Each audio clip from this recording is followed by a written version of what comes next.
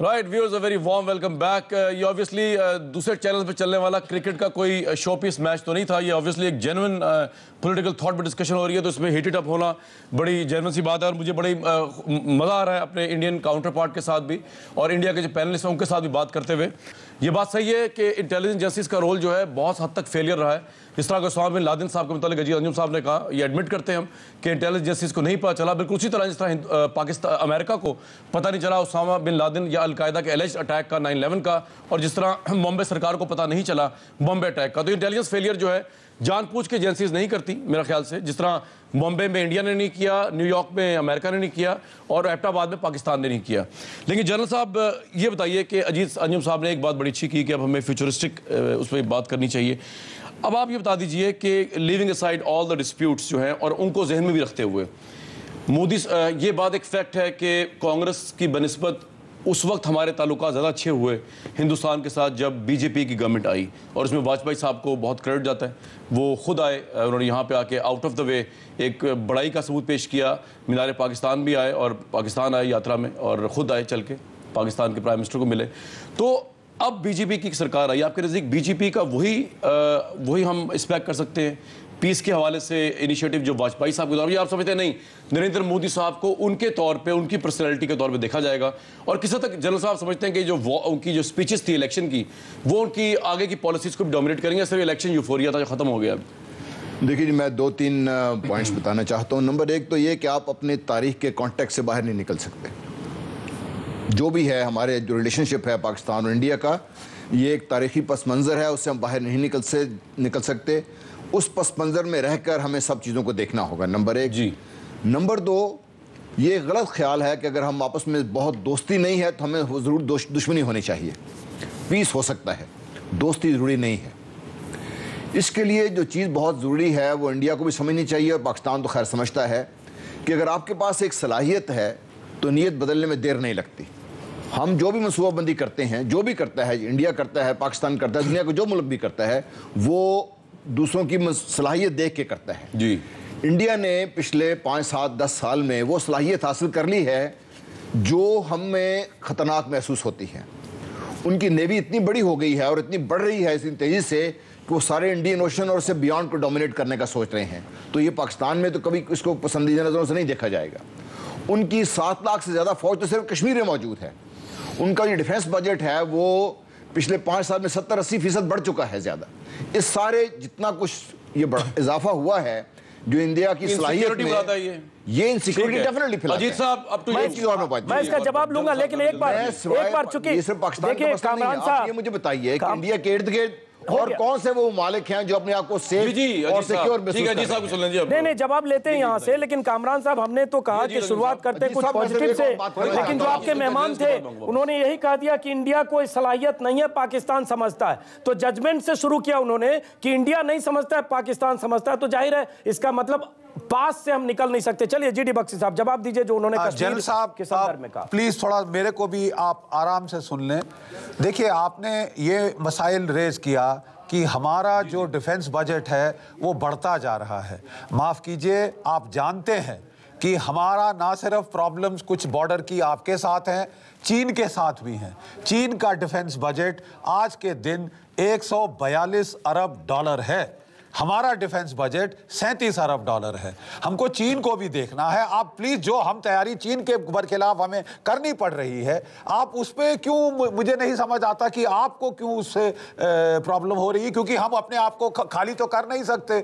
हम ये नहीं कह सकते कि चीन हमारे नॉर्थ में है ही नहीं। प्लीज आप समझिए, आप बेवजह उसका गलत मतलब निकाल रहे हैं। कि मैं जम्मू कश्मीर में मैंने खुद नौकरी की हुई है काउंटर टेररिस्ट ऑपरेशंस में। 80,000 Kalashnikov rifle, 1,300 rocket propelled grenades, 1,500 machine gun, 36,000 kilo RDX।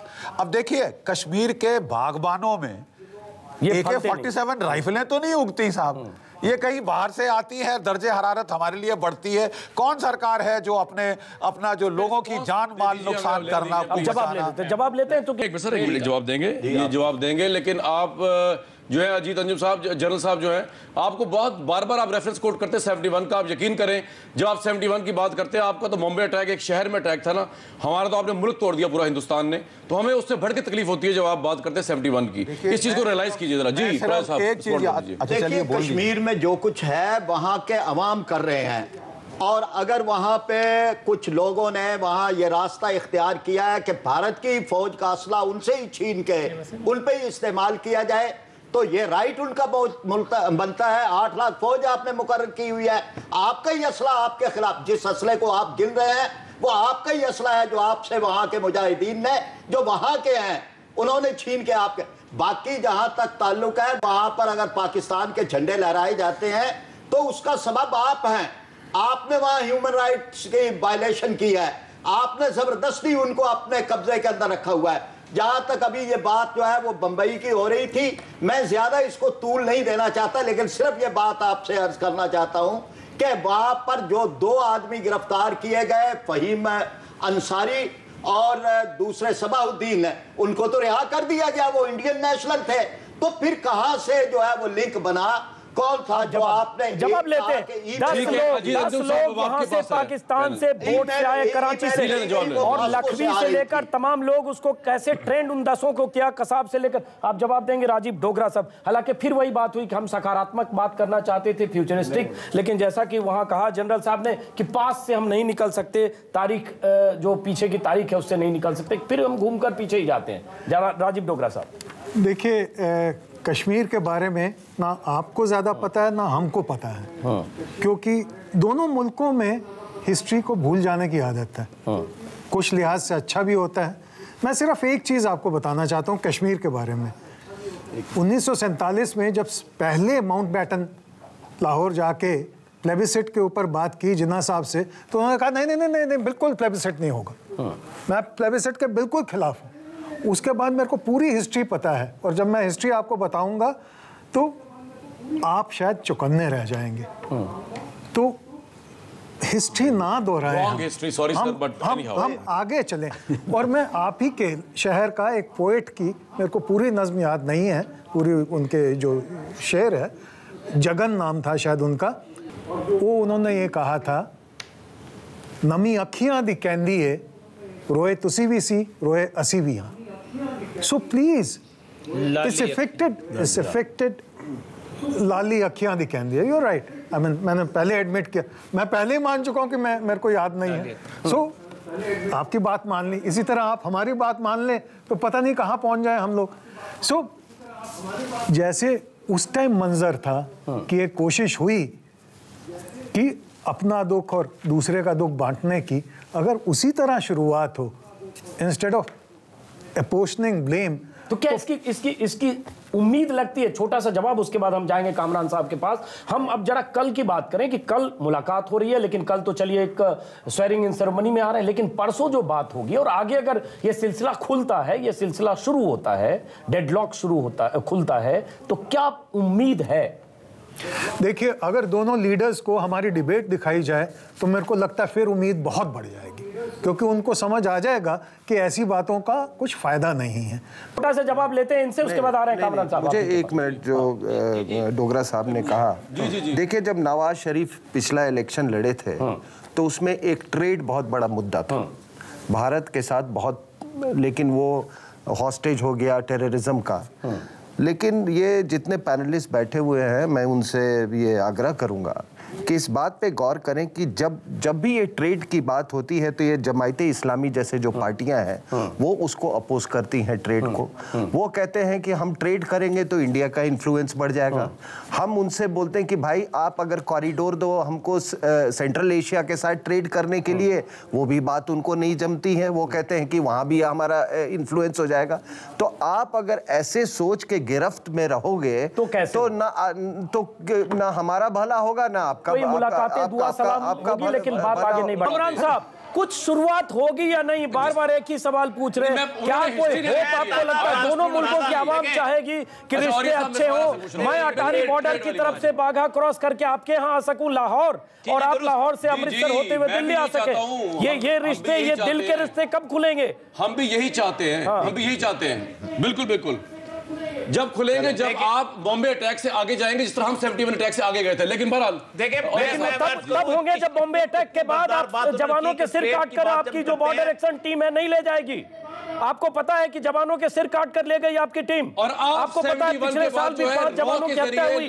आपको पता है कि 19 तारीख को 6 दिन पहले भी एक जवान की हत्या हुई। आपको पता नहीं है 3 दिन पहले जब नवाज शरीफ को न्योता भेजा गया, उसके बाद भी सरहद पर इन्फिल्ट्रेशन हुआ, घुसपैठ हुई। ये पाकिस्तानी फौज का स्टाइल नहीं है, ये पाकिस्तान फौज का स्टाइल नहीं है, ये पाकिस्तानी फौज का ही स्टाइल है। फौज के 2 चेहरे हैं, एक फौज का वो चेहरा है जो वहाँ फौजी हुकूमत, फौजी चीफ का चेहरा है, दूसरा वो चेहरा है जो आतंकियों के पीछे फौज मदद करती है, सरहद के पार भेजती है। ये भी फौज का ही चेहरा है। करगिल में जो मारे गए थे उसमें फौजी भी थे, आतंकी भी थे सर। आप पहले खुल के बोल, वो भी फौज का और हेरात में हुआ जी। सुनिए, आपने तोड़ा पाकिस्तान, नहीं, जनरल उसके बावजूद हमारा बड़ा किताब तो आप लोगों को पढ़ने की जरूरत है। आपके साथ भुट्टो साहब ने वजीर आला बनने के बजाय वो मुजीबुर रहमान साहब को इलेक्शन जो जीते थे दे दिया होता, तो ये अपने आप को तोड़ा है। पाकिस्तान आपने तोड़ा है साहब अपने आप को। आपने तोड़ा है, इंदिरा गांधी ने तोड़ा है। अगर पहली बात मुजीबुर रहमान साहब मेजॉरिटी जीत गए थे, एक मिनट, मुजीबुर रहमान साहब मेजॉरिटी जीत गए थे, मुजीबुर रहमान साहब इलेक्शन जीते थे कि नहीं? आपने उनको बता दिया वजीर आला। चलिए, लेकिन 71 से वापस लौटते हैं। एक मिनट, 71 से वापस लौटते हैं। None of your business. अरे आपने शुरू किया, आपने रेफ्यूजी हमारे देश में भेजे। कामरान साहब में मुसलमानों को आपने कर दिया तो हम आप पे जंग कर दें। कामरान साहब, अगर गुजरात नहीं, मुझे आप मेरे सवाल का जवाब दें। चलिए, आप मेरे सवाल का, अजीत अंजुम साहब मेरे सवाल का जवाब दें। आपने गुजरात में मैसिव ह्यूमन वायलेशन की मुसलमानों की, तो क्या हम आप पे अटैक कर दें इस वजह से? ये क्या बात? पहली बार गिलगित बाल्टिस्तान में शिया मारे, आपने क्यों भेजी अपनी फोर्सेस? आपने अहमदियों के ऊपर जो अत्याचार किया वो आपने जो गिलगित बाल्टिस्तान में शिया मारे अहमदी बसों से उतार के मारे। आप हमें क्या सिखा रहे हैं? How can a civilized country, how as a civilized country you can break a country? आप प्लीज सिविलाइज्ड कंट्री, फिर तो पाकिस्तान को बांग्लादेश बनाया जमायते इस्लामी ने, जमायते इस्लामी के none of your business. लेकिन मैं रोक रहा हूँ यहाँ पर कामरान साहब, एक ब्रेक या तो आप लें या ब्रेक मैं लूँ, क्योंकि 71 पर हम बहुत बहस करेंगे। अभी कुछ नहीं होगा। 71 से बात बहुत आगे निकल चुकी है। 71 से आप शुरू कर रहे हैं, 71 की बात ही नहीं कर रहे हैं हम, तो बात कर रहे हैं कि चलिए जनरल साहब को बोलिए जनरल साहब। This is a nuclear Pakistan. General साहब, don't even dream of 71 now. General साहब, 1 मिनट बात करने दीजिए मुझे। नंबर 1, माइनॉरिटीज़ की बात की थी जनरल साहब ने, वहाँ से मैं सही समझता हूँ उनकी बात। आप मुझे बताइए कि हिंदुस्तान में सबसे बड़ी माइनॉरिटी कौन सी है और उस माइनॉरिटी की इस वक्त हालत क्या है? मैं सिर्फ ये पूछना चाहता हूँ कि कितने सिख जनरल हो सके हैं, उनकी पॉपुलेशन कितनी है और कितने मुसलमान जनरल हुए इंडियन आर्मी में? अरे आपको फिर पता नहीं है? Chief justice of India, election commissioner of India, president of India, vice president of India. अरे आप थोड़ा हिस्ट्री पढ़िए, होम मिनिस्टर ऑफ इंडिया। आपको फिर पता ही नहीं है? जिस मुल्क का प्रेसिडेंट ऑफ इंडिया मुस्लिम, जिस मुल्क में वाइस प्रेसिडेंट मुस्लिम, जिस मुल्क का chief justice of India Muslim, जिस मुल्क का election commissioner of India Muslim, इस मुल्क में मुस्लिम जहां है, आपके मुल्क में जहां थोड़े भी हिंदू बचे हैं, उनके साथ आपने क्या किया? अगर इस पर बात करेंगे अल्पसंख्यकों के साथ जो आपने नाइंसाफी की, यहाँ तो कम से कम उनकी हर तरह से हिस्सेदारी है। नहीं, मैं जरा जनरल साहब की बात का जवाब दे दूं। मुझे एक मुसलमान का नाम बताइए जो रॉ में एम्प्लॉयड है। बहुत सारे हैं, प्लीज प्लीज, बहुत सारे हैं। पहले तो रो में जो एम्प्लॉयड होते हैं लिस्ट हमारे पास नहीं आते हैं, रो में जो एम्प्लॉयड होते हैं लिस्ट हमारे पास नहीं आती है। नहीं वैसे नहीं, जनरल साहब के बारे में आप नहीं बात कर सकते, हमें नहीं पता, हमें ये पता है कि ऐसा ही आतंकियों को सरपरस्ती अगर इसी लॉजिक पे हम चलें, फला फला कर देता है। जनरल साहब ने देखिए, जनरल साहब ने कुछ बड़े इंपॉर्टेंट मसाइल उठाए हैं और प्लीज जो मैं कहना चाहता हूं प्लीज सुन लीजिए। हमारे राष्ट्रपति, हमारा प्रेसिडेंट अब्दुल कलाम सबसे पॉपुलर प्रेसिडेंट इस देश का, और मिसाइल में साइंटिस्ट, ये बताना पड़ेगा जो मिसाइल की पूरी स्ट्रेटजी, एटॉमिक रिसर्च की पूरी स्ट्रेटजी, जो सबसे कोर था किसी भी कंट्री के लिए, जो सबसे सिक्योरिटी के लिए, वो कलाम ने देखा। और एक साल नहीं, देखिए हमारा मिसाइल बोलते हैं इंडिया में उनको। सर थोड़ी हिस्ट्री इंडिया की पढ़ लीजिए। हमारा सबसे हमारा सबसे मशहूर मिसाइल साइंटिस्ट, हमारा सबसे अच्छा साइंसदान जिसने हमें एटमी ताकत बनाया, वो हमारा सदर रियासत, वो हमारा प्रेसिडेंट रहे हैं, ठीक है। और जितनी इज्जत उनकी इस देश में है शायद ही किसी और की होगी। आपने ये एक बात सिर्फ ये है कि आपने बड़ी अच्छी बात कही कि आपने जो नाम गिनवाए, लेकिन आप ही की सबसे टॉप स्टार शबाना आजमी, वो कहती है मुंबई में घर नहीं मिलता कोई मुसलमान हूं। नहीं, गलत कहते हैं। अरे फिर 100 सुपरस्टार सलमान, नहीं गलत बयानी, मैं भी चलाता हूं, एक मिनट गलत बयानी को रोकूंगा।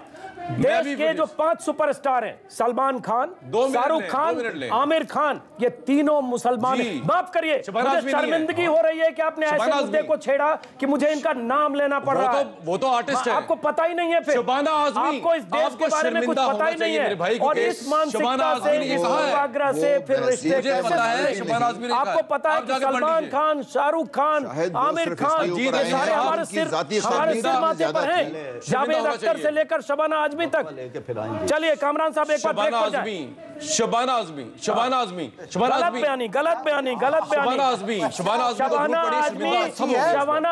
एक मिनट, प्रेसिडेंट ने शबाना आजमी को नॉमिनेट किया राज्यसभा में। आपको थोड़ा पता है, जनरल नॉलेज थोड़ा चेक कर लिए गूगल पर। शबाना आजमी को प्रेसिडेंट ऑफ इंडिया ने नॉमिनेटेड मेंबर ऑफ पार्लियामेंट रही है शबाना आजमी। आपको फैक्ट नहीं पता। ब्रेक पे जा रहा हूं आपको ये बताते हुए, अजीत अंजुम साहब, मैं ब्रेक पे जा रहा हूं आपको ये फैक्ट बताते हुए कि जब ये इंटरव्यू पाकिस्तान में चलेगा, शबाना आजमी का इंटरव्यू भी चलेगा, चला तो कहेंगे मैं मुस्लिम हूं इसलिए मुंबई में घर नहीं मिला। बिल्कुल, आप सेलेक्टिव वैसा ही चलाइएगा तो हाफिज सईद का भी चलाइएगा और 25 ऐसे जो आतंकी संगठन है उनका भी चला दीजिएगा। ब्रेक के बाद आपका स्वागत है। अभी हमारे साथ हैं लाहौर से कामरान शाहिद, दुनिया टीवी के एंकर, उनके साथ कुछ पैनलिस्ट हैं। दिल्ली स्टूडियो में, न्यूज 24 के स्टूडियो में हमारे साथ कई पैनलिस्ट हैं। हम बात कर रहे हैं नवाज शरीफ के भारत दौरे की, समझने की कोशिश कर रहे हैं कि नवाज शरीफ अगर कल भारत आ रहे हैं, परसों मोदी से मुलाकात हो सकती है, क्या इन मुलाकातों से कुछ सकारात्मक चीजें निकलेगी, किसी तरह के नए रिश्तों की शुरुआत होगी, और क्या कुछ ऐसा हमें आने वाले दिनों में देखने को मिलेगा जिससे लगेगा कि जो अतीत अब तक रहा है उससे हम आगे निकलकर कुछ नए रिश्ते बनाने की कोशिश कर रहे हैं। सबसे पहला सवाल राजीव डोगरा साहब, हम थोड़ी पॉजिटिव बात करें, तनातनी की बातें तो पीछे हमने काफी की कि इस रिश्ते को पहले भी कई बार कोशिशें हुई, वाजपेयी ने की, मनमोहन सिंह ने की, तमाम कोशिशें हुई। उन कोशिशों के बाद आतंकी घटनाएं हुई और वो सारी कोशिशें किनारे हो गई। अब हम यहां से अगर शुरुआत टेक ऑफ मानते हैं तो क्या लगता है नवाज शरीफ कितने खुले दिल से आएंगे और मोदी और नवाज शरीफ की बातचीत और आगे आने वाले दिनों में डिप्लोमेटिक रिश्तों में कैसे सुधार की गुंजाइश देखते हैं? टेक ऑफ तो मैं दोनों की पर्सनालिटीज से करूंगा।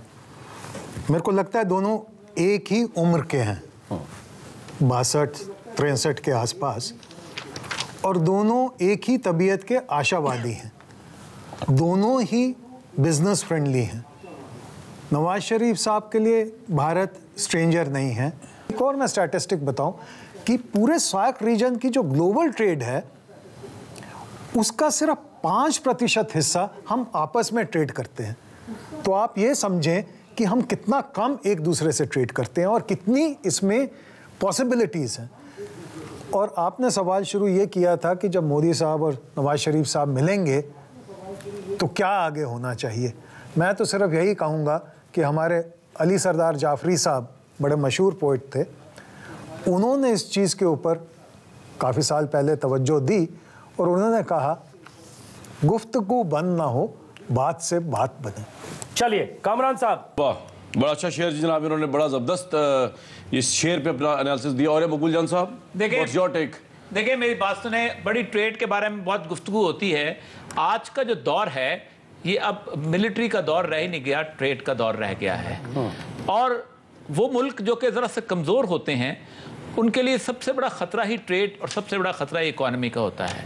वो बुश का स्टेटमेंट याद आता है तो जो उसने कहा कि we are not complacent enough that we should not consider the threats of Indian and Chinese economy.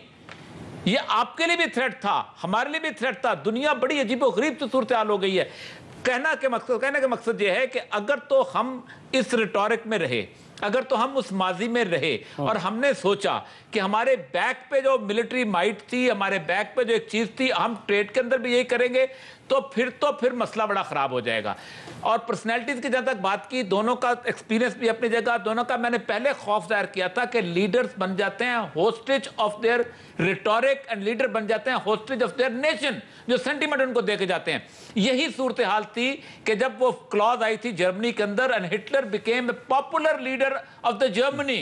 और जब अब इस पर एतराज करना होगा, मुझे इस पर एतराज करना होगा साहब कि आप एक चुने हुए प्राइम मिनिस्टर को, जिनके गठबंधन को 335 सीटें आई है, इस हिटलर से तुलना कम से कम करने का आपको तो हक नहीं है, ये गलत होगा।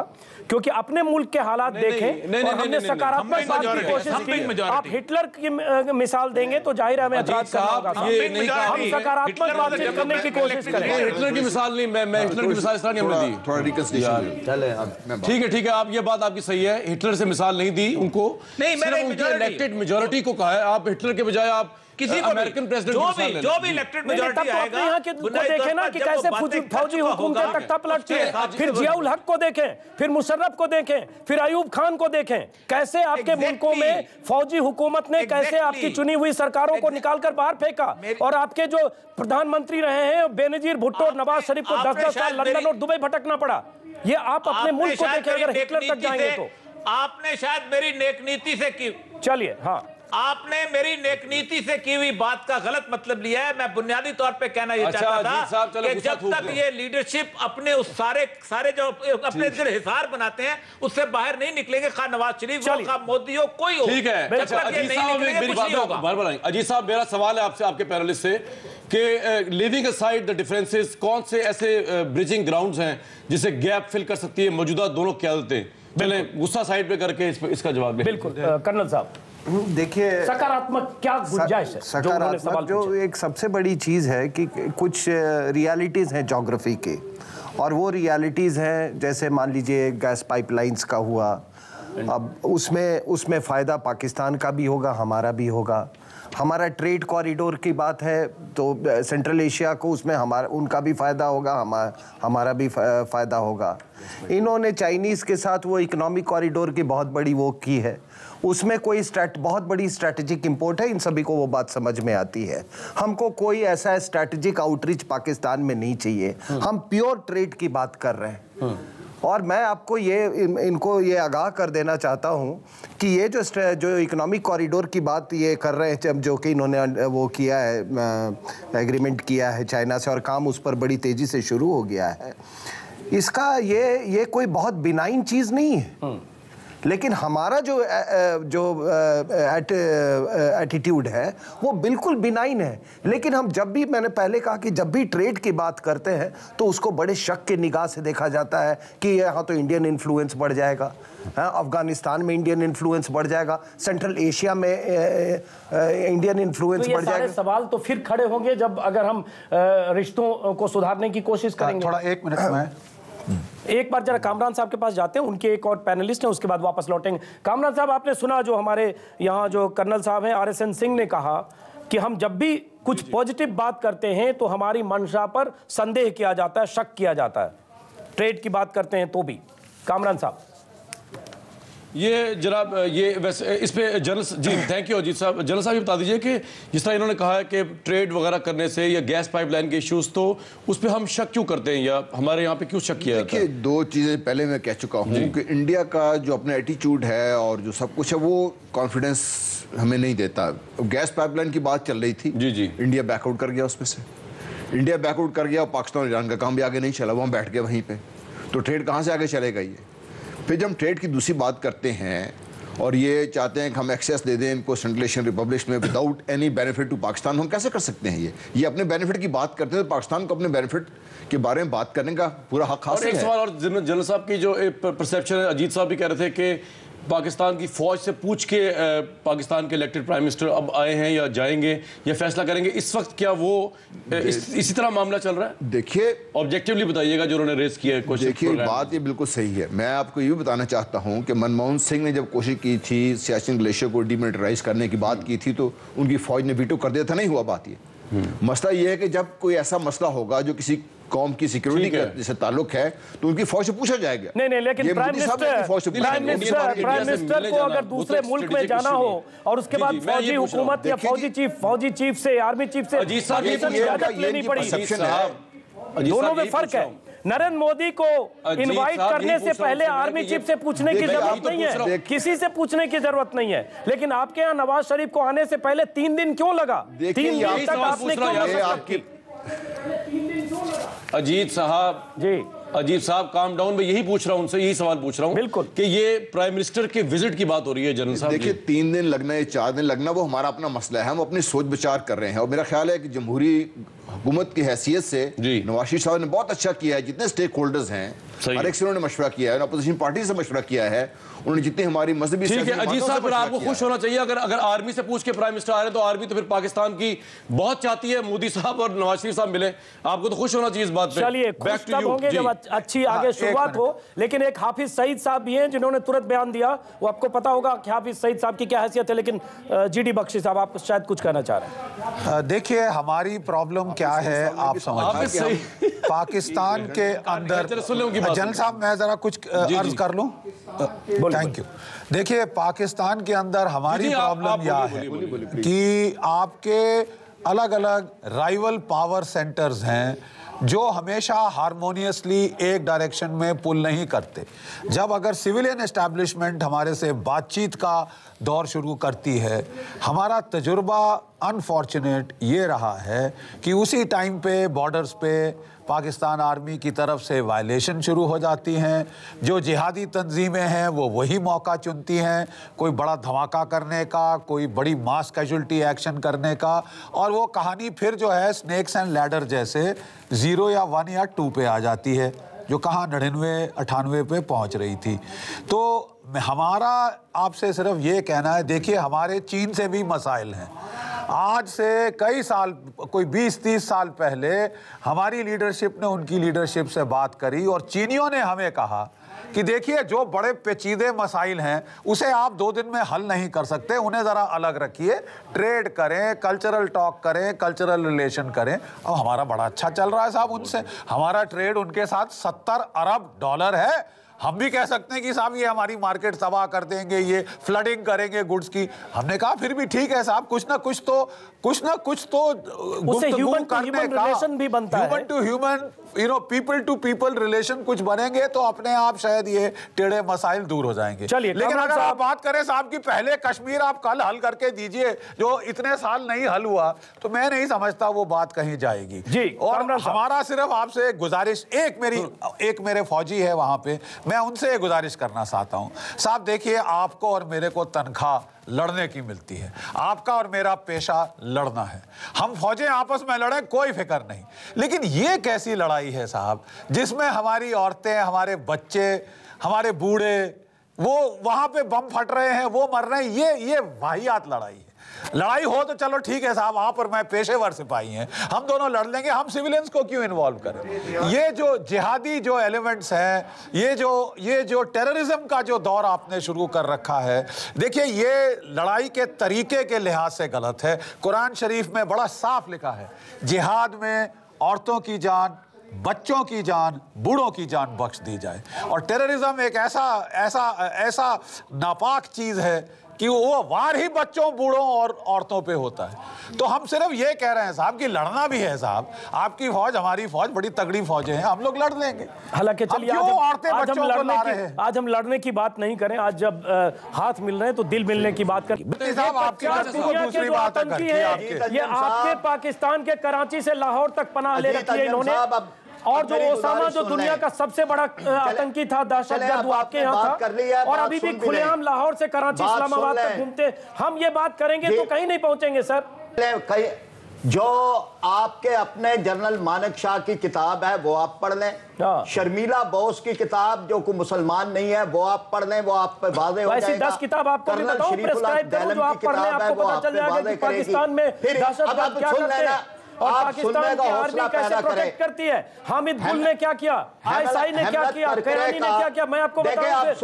3 घंटे हम इस पर बात कर सकते हैं। तहकीक जो है रॉ ने क्या किया, रॉ ने क्या किया, आप हमीदुर रहमान कमीशन रिपोर्ट पढ़ लीजिए साहब। आपके जस्टिस आपने आईएसआई की तो बुनियाद ही इसी पर है सर, आईएसआई की बुनियाद ही इसी पर है कि पाकिस्तान में दहशतगर्दों को भेज, हिंदुस्तान दहशतगर्दों को भेजो, वही जा रहे हैं।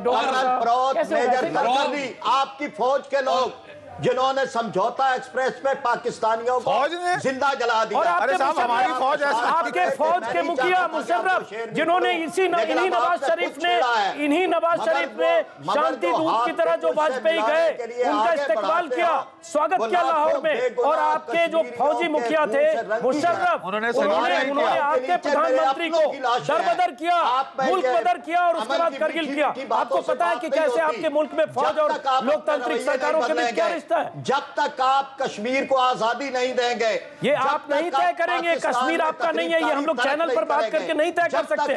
फिर हो गया, फिर हो गई बात, फिर हो गई बात। बलोचिस्तान को तोड़ने की बात और उसके बारे में अपनी साजिशी खेल बंद नहीं करेंगे। सुन लीजिए जरा बलूचिस्तान पर सुन लीजिए। काफी बोल दिया, काफी बोल दिया, आपने काफी प्रोपेगेंडा कर दिया। अब मैं जरा सा फैक्ट्स बता दूं आपको।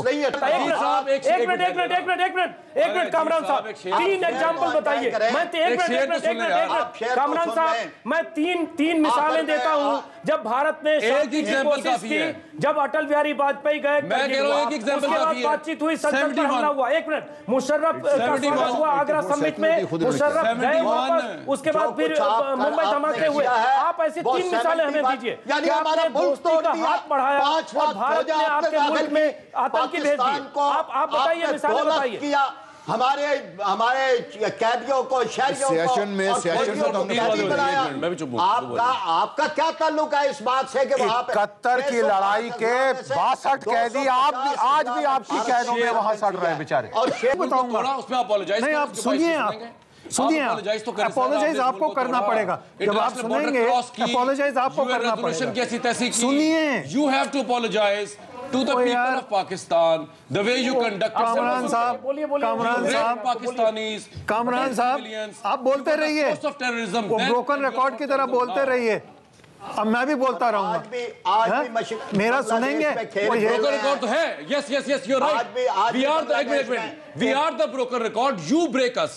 And you don't apologize for that. नहीं, रिकॉर्ड तो आपने ब्रेक कर दिए, सारे रिकॉर्ड ब्रेक कर दिए। थोड़ा सा बोल लूं? नहीं, टाइम इसमें टाइम खत्म हो गया। नहीं, 71 पे तो बोलना। You should apologize. कामरान साहब, 71 की हिस्ट्री में आपको बताता हूँ।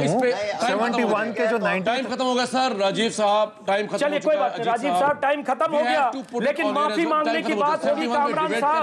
तो सुबह और शाम 365 दिन आपको पाकिस्तान के फौजी हुकूमत को, फौजियों को, आईएसआई को और वहां पनाह लिए हुए दहशतगर्दों को माफी मांगते बीतेगी। उसके बाद भी आपका गुनाह कम नहीं होगा, आपके गुनाह का पुलिंदा यहाँ हजारों की संख्या में बढ़ा है। चलिए फिर मिलेंगे कामरान साहब फिर मिलेंगे। लेकिन जब मिलेंगे, कल तो नवाज शरीफ मिल रहे हैं कामरान साहब, थोड़ा दिल खोल कर मिले तो बात होगी। अगर हम पास्ट में वही कहेंगे 71 ये हुआ और हम तो बहुत दिल खोला है, आप दिल में निश्चर ना चलाइएगा, तो बात बनेगी नहीं। और कश्मीर को ऐसे हम कहेंगे कि कश्मीर को आजाद कर दें, तब तो बिल्कुल बात नहीं। मैं तो यही कह रहा हूं आपसे। चलिए मैं भी यही कह रहा हूं। चलिए बहुत बहुत शुक्रिया कामरान साहब।